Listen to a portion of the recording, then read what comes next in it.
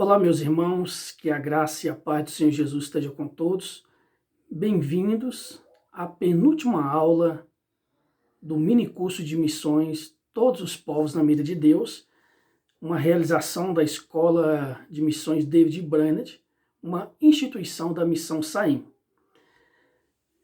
Antes da gente entrar no nosso tema, eu vou pedir para você que ainda não é inscrito no nosso canal, para que se inscreva e também que assine o sininho para que você esteja sempre por dentro dos lançamentos das nossas aulas, reflexões, devocionais, pregações e estudos. E para hoje nós vamos falar sobre o seguinte tema: o discipulado como o cerne da missão, em Mateus 28, do versículo 18 ao versículo 20. Nós vamos fazer a leitura desse texto da Palavra de Deus e depois nós vamos tentar observar alguns pontos sobre essa passagem. O Evangelho de Mateus, capítulo 28, a partir do versículo 18, diz assim: E quando, aliás, eu ia ler o 17, mas é a partir do 18. Jesus, aproximando-se, falou-lhes, dizendo: Toda autoridade me foi dada no céu e na terra. Portanto, vão e façam discípulos de todas as nações, batizando-os em nome do Pai, do Filho e do Espírito Santo, ensinando-os a guardar todas as coisas que vos tenho ordenado. E eis que estou convosco todos os dias até a consumação, ou até o fim dos tempos. Ou como diz essa tradução, todos os dias até o fim dos tempos. Bom, eu particularmente estava muito acostumado com a tradução Almeida atualizada. Agora, essa que eu fiz a leitura aqui é a Nova Almeida atualizada. Por isso que vocês vão ver algumas diferenças que nós vamos estar observando tanto na Almeida atualizada como também na Nova Almeida atualizada. Bom, a princípio, a gente tem que pensar numa coisa. Há uma grande necessidade no mundo. Esse é um ponto que a gente tem que observar. O mundo está perdido. O segundo ponto. Há uma mensagem a ser anunciada. O terceiro ponto é que a missão é da igreja. Repetindo. Primeiro, há uma necessidade tamanha no mundo. O mundo está perdido. Segundo ponto, uma mensagem a anunciar. Terceiro ponto, a missão é da igreja. A ordem de Jesus é evangelização mais discipulado, que é igual missão. Evangelização e discipulado são tarefas inseparáveis. É o que nós vamos observar no Evangelho de Mateus, capítulo 28, do versículo 18 ao versículo 20. O primeiro aspecto que eu quero chamar a atenção de vocês para uma observação desse texto é o que está no versículo 18, que mostra a autoridade e a mobilização na missão. Vamos começar pela autoridade. Normalmente as pessoas, quando vão ler o texto da Grande Comissão em Mateus, leem os versículos 19 e 20 e esquecem do 18. E é no versículo 18 que nós vamos encontrar a autoridade e a mobilização para a missão. Vamos começar pela autoridade. Olha o que o texto diz. Toda autoridade me foi dada no céu e na terra. São palavras de Jesus registradas pelo evangelista Mateus. A obra de missões, ela se baseia na obra e na autoridade de Jesus. O que chama a atenção aqui é que essa obra é uma obra cristocêntrica. Tem Cristo no centro. Ele é a autoridade da missão. A tarefa missionária, ela está focada, centralizada em Jesus. Nós vamos ver que missões devem estar fundamentadas em Cristo e não no homem. Mais à frente nós vamos ver que a missão também, além de cristocêntrica, ela é trinitária. quando se refere à fórmula do batismo. Muitas vezes nós esquecemos isso, esquecemos do versículo 18, em que mostra a autoridade da missão, que é Cristo, e mostra a centralidade da missão, que é o Deus Filho. É a base para o tão conhecido, para a tão conhecida Grande Comissão. A Grande Comissão, ela procede, como eu estou tentando explicar, da autoridade de Jesus. Missão não é uma invenção humana, não é uma tarefa que a igreja escolheu fazer. Missão não é uma alternativa. Missão é uma obra da igreja que procede da obra e da autoridade de Cristo. A força propulsora para a missão reside no fato que a autoridade da missão está em Jesus, está em Cristo. E aí, um outro aspecto desse ponto, que é autoridade e mobilização, é que o texto vai dizer assim: Jesus, aproximando-se, falou-lhes. Você vê aqui uma questão de mobilização. Os seguidores de Cristo ouviram dele esta ordem. Eu já mencionei em outras aulas que, segundo uma pesquisa, a Igreja Evangélica Brasileira possui recursos humanos e financeiros suficientes para evangelizar o mundo inteiro 7 vezes. E também já fiz um questionamento em outras aulas: por que nós, que temos a notícia mais importante do mundo, somos tão demorados a contá-la às pessoas? Eu pensei, talvez a gente imagina que estamos evangelizando, nós imaginamos que estamos evangelizando quando de fato não estamos, ou às vezes nem sabemos de fato o que é o evangelho, porque uma igreja bíblica, uma igreja verdadeira, uma igreja saudável, automaticamente é uma igreja que tem a visão de alcançar outras pessoas para o reino. A teologia ministerial de Jesus, que nós vamos observar aqui, é o quê? Formar discípulos que façam discípulos. Jesus, ele é o missionário por excelência, e ele deseja que seus discípulos também sejam missionários. Vocês vão ver que é a ideia de formar discípulos. A ideia do discipulado, tanto no Antigo como no Novo Testamento, é algo assim impressionante. Eu mesmo estava lendo a Bíblia, antes de iniciar aqui a gravação. Eu vou até chamar a atenção de vocês nesse texto. Estou lendo o livro de Êxodo. Eu fiz questão de marcar aqui na minha leitura, com a minha caneta. Em Êxodo capítulo 25, no versículo 40, diz assim. Aliás, não é nesse não. É Êxodo 24, versículo 13. Diz assim: Moisés se aprontou juntamente com Josué, seu auxiliar.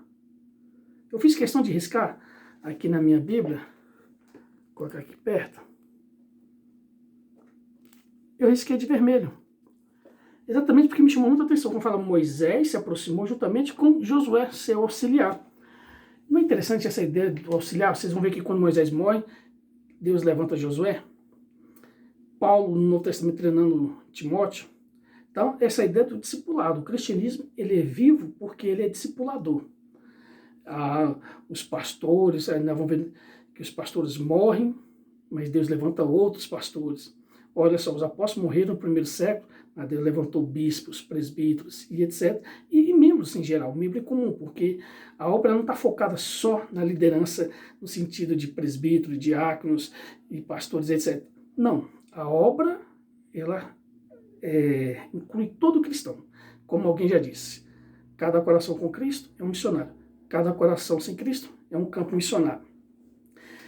E eu penso assim, que eu falei da mobilização, falei que a Igreja Evangélica Brasileira, segundo um estudo, tem recursos humanos e financeiros suficientes para evangelizar o mundo inteiro 7 vezes, é que a solução aqui, o que nos falta é a habilidade de nos reunir para a ação, de sermos mobilizados. Uma igreja mobilizada é uma igreja que entende que cada cada membro dela está em missão, nós vamos observar que podemos sim avançar com a tarefa missionária. Então, o primeiro ponto é esse. A autoridade e a mobilização na missão, está no versículo 18. Agora nós vamos para o segundo ponto do nosso estudo. Nós vamos ver agora sobre a tarefa missionária. Está nos versículos 19 e 20. Algumas traduções vão chamar ide, como também lá no Evangelho de Marcos, a grande comissão se refere a usar a palavra ide. O verbo ir, ou ide, ele está relacionado ao verbo principal, que é o discipular. Então, assim, os dois juntos se referem a uma só ação, que é fazer discípulos, ou então discipulai. Em vez de termos duas palavras, fazer discípulos, seria o quê? Discipulai. Segundo alguns estudiosos da língua grega, o Novo Testamento foi escrito em grego, eles vão dizer que a palavra ide serve como reforço à ação que expressa fazer discípulos. Diz que acrescenta um sentido de urgência. A ideia é o quê? Façam discípulos. Ide. Ou seja, urgência. Não demorem. Vão logo. Então nós poderíamos traduzir assim. Vá fazer discípulos. Depressa. Depressa que fala assim, na ação de sair. Não no sentido de fazer o discípulo, porque formar um discípulo leva a vida inteira. Então, ide é ser, e não somente fazer. Eu vi alguém dizer que o termo usado hebraisticamente, que até mesmo acredita-se que o Evangelho de Mateus foi escrito originalmente em hebraico, né, e traduzido para o grego, mas não é nem a questão de língua aqui de grego e hebraico, mas a questão de usar o sentido de que hebraisticamente aqui tem o sentido de forma de viver. Missão aqui não seria o que simplesmente uma ordem. É muito mais do que uma ordem. É uma filosofia, uma forma de viver. Missão, ide aqui é ser. Não é somente fazer, é ser. Não é dizer assim, ó, eu estou missionário. Não, eu sou missionário. Porque alguns podem falar, eu estou num sertão nordestino, então eu estou missionário. Não. Você está no sertão nordestino, você é missionário. Você está em Brasília, você é missionário. Você está no Japão, você é missionário. Em qualquer lugar, ou seja, não é estar missionário, é ser missionário. Então aqui é uma forma de viver, uma filosofia de vida, vamos dizer assim. E aí a palavra missão, ela contém 4 elementos universais. E cada um deles é marcado pela palavra todo. Observa bem. 4 elementos universais, 4, e cada um deles marcado pela palavra todo, porque diz o quê? Toda autoridade me foi dada no céu e na terra, e portanto fazer discípulo de todas as nações, ensinando-nos a guardar, e diz aqui, todas as coisas que vos tenho ordenado, e esse que estarei convosco todos os dias. Estão observando aí a palavra todo? Toda autoridade, todas as nações, todas as coisas que vos tenho ordenado, e todos os dias. Bom, o que significa fazer discípulos? Ou discipulai? O discipulado é o cerne da missão. A ênfase não é nem tanto no ide, mas no fazer discípulos. O imperativo bíblico aqui é fazer discípulos. Esse é o imperativo, não é o ide em si. Por que eu estou falando isso? Porque evangelização, que alguns querem separar de discipulado, é como uma mãe que dá à luz, mas que não cuida da criança, o desenvolvimento dela. Alguns falam evangelismo e discipulado, evangelizar e discipular. Eu costumo dizer o quê? Evangelizar é discipular. São termos inseparáveis, a gente não pode fazer isso. Imagina só que Paulo fosse até um lugar, pregasse o evangelho e fosse embora. Não. Paulo ia aos lugares, evangelizava, discipulava, plantava igreja, formava obreiros, colocava pessoas para dar continuidade. Essa é a ideia, dar continuidade. E a tarefa aqui é chamar as pessoas para seguir a Cristo. e não a ação de se deslocar, que é importante, porque às vezes a gente foca tanto o id, que a gente enfatiza muito o deslocar, o fato de viajar. Porque até mesmo viajar sem discipular é turismo. A ideia não é só o deslocar, porque quando você enfatiza o id, você está dando a ideia só de deslocar, de sair. Claro que para fazer missão a gente tem que sair, mas o sentido aqui está mais no fato de chamar as pessoas para seguirem Cristo, no discipulado. Pessoas abandonarem a vida de pecado e abraçarem a Cristo. E como funciona o discipulado? O verbo aqui é tipicamente entendido como ensinar ou treinar. A obra missionária, ela tem uma mensagem que envolve fazer discípulos. E isso significa o quê? Ensinar sobre a obra de Cristo e a vida em Cristo. Tem que ensinar as pessoas a seguir a Cristo e a obedecer a Cristo. Discípulo de Cristo é aquele que imita Cristo, é aquele que obedece às palavras de Cristo. Por isso que a tarefa envolve o quê? Formar discípulos e ensinar as pessoas a seguir e a obedecer tudo que Jesus ensinou, tudo que Jesus ordenou. E esse treinamento dos discípulos envolve batizá-los e ensiná-los a guardar os mandamentos, que nós vamos ver. O problema é que nós evangelizamos, mas falhamos quanto a fazer discípulos. Então, é uma obra incompleta e talvez podemos chamar até de irresponsável. Uma outra palavra que eu quero que a gente observe aqui é a palavra nações. Segundo os estudiosos da língua grega, a palavra nações vem do grego etne. E elas definem o alvo da missão. O que é o alvo da missão? Alcançar as nações. Mas o que quer dizer aqui nações? Será que tem o mesmo sentido que nós temos hoje? Por exemplo, o Brasil é uma nação. Ou será que o Brasil é um país, no sentido aqui da palavra grega, um país com várias nações dentro? A expressão aqui, todas as nações, ela no grego, vou tentar aqui pronunciar, é pantes ta etne, que não significa necessariamente países, mas sim grupos de povos. Significa mais, vamos dizer, povos étnicos, raças, vamos dizer assim. Então, isso quer dizer o quê? Que dentro, isso no contexto bíblico, tá? Porque se você for ver o contexto atual, a gente vai entender que o Brasil é uma nação.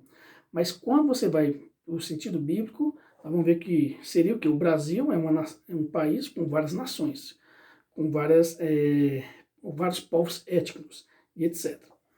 Então, o desafio aqui é bem profundo, não é só entrar nos países, é alcançar as nações, os povos étnicos. E o discipulado, ele se destina a todas as nações, a todas as pessoas do mundo inteiro, sem distinção. E dessas diferentes nações, haveria de formar uma só igreja, a igreja universal também nesse sentido teológico, bíblico, né? A igreja no mundo inteiro, não no sentido denominacional, como a gente vê hoje. Outra coisa que a gente tem que observar, nesse segundo ponto, é que fala que batizando-os em nome do Pai, do Filho e do Espírito Santo. Ou seja, os confessos devem ser o quê? Batizados, que é a iniciação, a fé cristã. E a gente sabe que o batismo é o sinal da união, da união com Cristo e da nossa dedicação a Ele. Todo aquele que confessa Jesus Cristo como Senhor e Salvador deve ser batizado. E a fórmula para o batismo aqui está bem forte, essa declaração. Em nome do Pai, do Filho e do Espírito Santo. Então, a gente vê aqui a doutrina da Santíssima Trindade.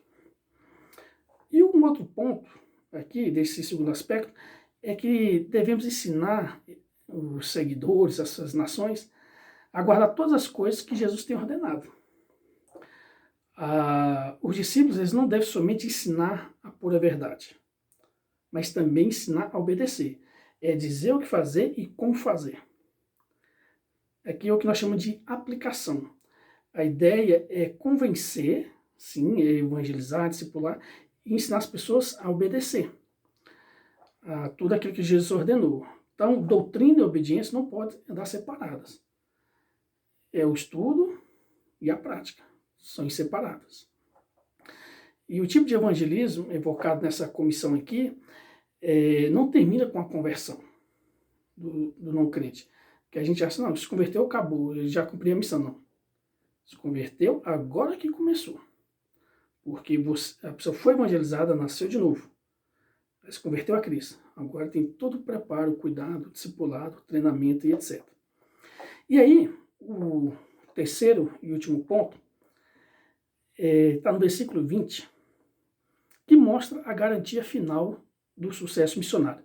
Eu gosto muito de falar dessa parte, porque é como se eu estivesse dando um spoiler, é como se eu já tivesse visto o que vai acontecer. Não que eu viajei no tempo, fui ao futuro e voltei, mas é porque eu tenho o livro de Deus nas minhas mãos, e ele diz ele fala como foi o início, como está sendo agora e como será o final. Ou como o Billy Graham disse, vai terminar tudo bem. Eu li a última página da Bíblia. Então, vamos pensar aqui. Lá diz no versículo 20, que Jesus fala assim, olha, e eis que estarei convosco todos os dias. Vou fazer questão aqui de ler nessa tradução, na Nova Almeida Atualizada. E eis que estou convosco todos os dias até o fim dos tempos. Alguns vão falar até a consumação dos séculos, que fala até o fim dos tempos. Bom, aqui fala novamente da autoridade de Cristo, como diz no versículo 18, que a obra missionária está centrada em Cristo, a autoridade está em Cristo. Então, do princípio ao fim, a obra missionária é uma obra centrada em Cristo. Tudo é por Cristo, para Cristo e em Cristo. E a certeza de que a obra missionária será vitoriosa é que aquele que tem toda a autoridade, que é Jesus, aquele que morreu e ressuscitou, ele diz que estará conosco todos os dias. Isso é fascinante, sobre a presença de Cristo. Nós vamos ver, por exemplo, que existe aqui um tocante eco do início do Evangelho de Mateus. No Evangelho de Mateus começa falando do Emmanuel, lá no capítulo 1, versículo 23, que quer dizer o quê? Deus conosco. Ou seja, aquele que permanece conosco. É interessante, eu gosto muito dessa expressão. E aqui Jesus, ele garante sua presença para sempre. O Evangelho de Mateus inicia falando sobre o Deus conosco, aquele que permanece conosco, e conclui dizendo que esse Deus estará conosco para sempre. O Emmanuel, Deus Filho, Jesus, estará conosco para sempre. Aqui fala da companhia de Jesus, né? Esse que estou convosco todos os dias até a consumação do século, o fim dos tempos. E só com a certeza da presença de Jesus na nossa vida é que os discípulos, é que a igreja, é que nós podemos fazer aquilo que Jesus ordena. E nós temos a confiança de que não estamos sozinhos. Se essa obra dependesse simplesmente de nós, ela teria falido já. Mas ela depende de Cristo. E nós precisamos entender isso. Não estamos sós. E mesmo nos momentos mais desanimadores, Ele sempre estará conosco. É o Deus que permanece conosco. Em Mateus 24, 14, fala sobre a conclusão da obra. Diz assim, ó, e será pregado este evangelho do reino por todo o mundo, para testemunha a todas as nações, então virá o fim. A gente sabe dos vários sinais da vinda de Cristo, e um dos últimos sinais é que o evangelho será pregado. Como diz aqui, será pregado em todo o mundo, para testemunhar a todas as nações, então virá o fim. Os sinais, eles caracterizam todo o período entre as duas vindas de Cristo. Vocês vão ver que os sinais iniciam na era apostólica e continuam até a segunda vinda de Cristo. Então, qual é a era escatológica? É a era entre a primeira vinda e a segunda vinda de Cristo, que os sinais acontecem, os sinais da vinda dele. E a gente tem que estar alerta, por quê?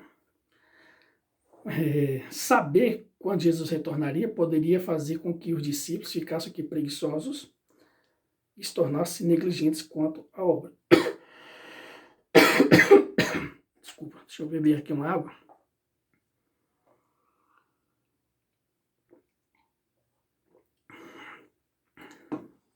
Vocês lembram que os discípulos estavam especulando quando aconteceria isso, aquilo, outro, tal, qual será o sinal da tua vinda?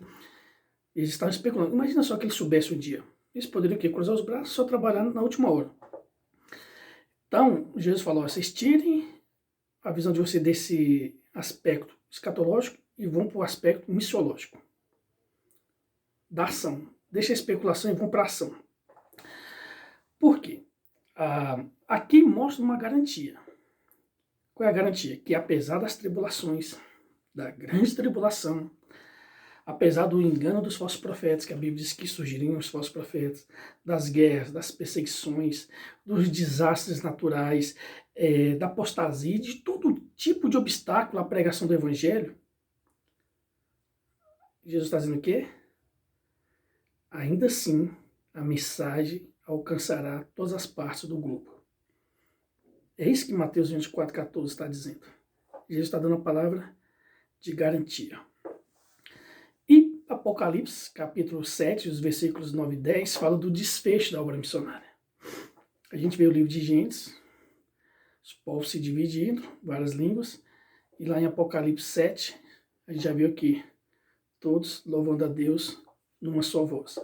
Diz assim: depois dessas coisas vi, e eis grande multidão que ninguém podia enumerar, de todas as nações, tribos, povos e línguas, em pé diante do trono e diante do Cordeiro, vestido de vestiduras brancas, com palmas nas mãos, e clamavam em grande voz, dizendo: ao nosso Deus que se assenta no trono, e ao Cordeiro pertence a salvação.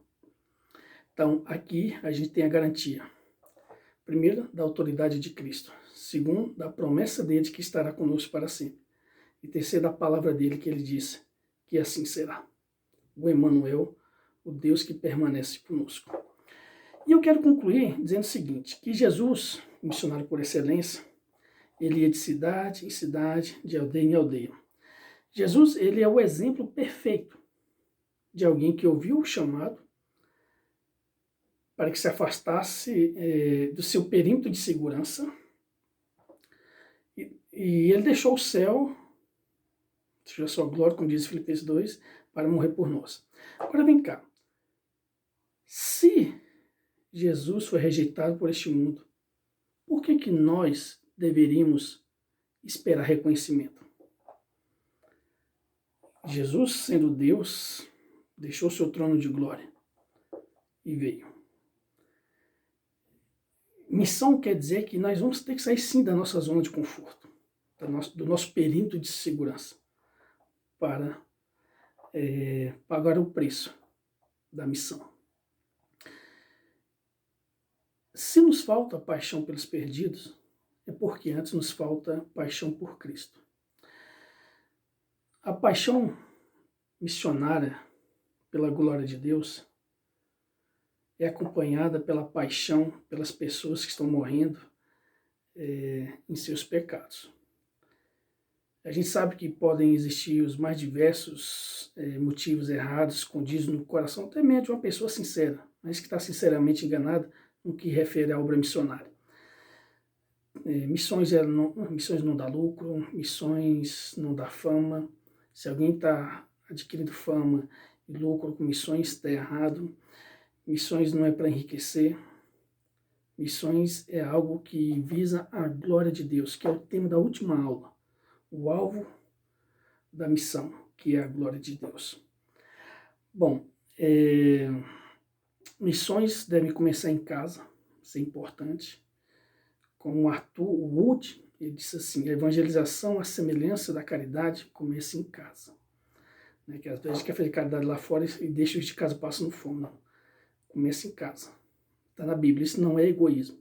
Isso é lutar contra a hipocrisia de querer ser um bom samaritano lá fora e esquecer de casa. Mas também você não precisa empanturrar as pessoas em casa de comida. Você pode alimentar a casa e também compartilhar com o que precisam. E evangelização também é dessa forma. A gente começa evangelizando em casa. E por último, uma pergunta sincera. Na igreja há 3 tipos de crentes. Os que trabalham, os que não trabalham e os que não trabalham. A qual desses grupos você pertence? Se você pertence àqueles que não trabalham, comece a trabalhar. Se você pertence ao grupo que dá trabalho, pare de dar trabalho e abraça a causa de Cristo. Vá trabalhar para o Senhor. Vamos orar? Pai, nós somos gratos ao Senhor e te louvamos por fazermos parte da grande comissão, de ter esse privilégio de poder servir esta causa que é infalível, pois a tua palavra garante que esse evangelho chegará, apesar de todas as lutas, chegará a todo o globo. Te pedimos, ó Deus, para que nos dê um coração ousado, um coração temente a Ti, um coração que Te ama, para que assim possamos levar a palavra aos perdidos. Em nome de Jesus que nós oramos. Amém. Meus irmãos, Deus abençoe e até a próxima aula. A de hoje foi a 7ª aula. Falta mais uma para a gente concluir o nosso curso de missões. Deus abençoe a todos.